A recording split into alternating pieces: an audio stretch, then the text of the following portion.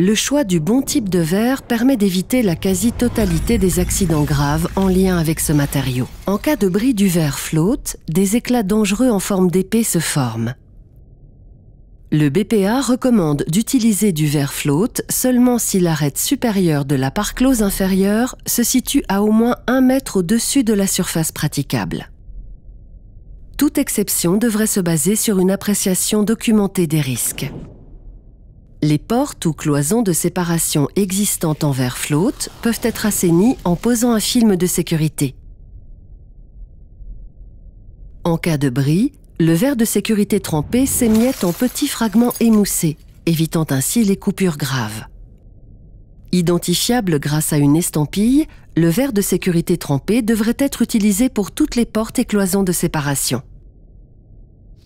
Dans les zones de passage, il convient de rendre visibles les surfaces en verre grâce à des marquages pour éviter qu'elles soient heurtées.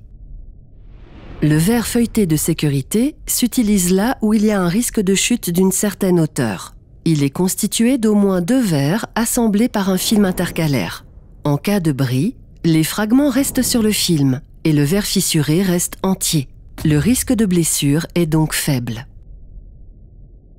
Après un bris, le verre feuilleté de sécurité possède une capacité portante résiduelle grâce au film et conserve ainsi sa fonction de protection anti-chute. La surface en verre endommagée doit néanmoins être remplacée au plus vite. Le verre feuilleté de sécurité est souvent utilisé comme protection anti-chute sur les terrasses et les balcons. La fixation doit être adaptée au type de construction.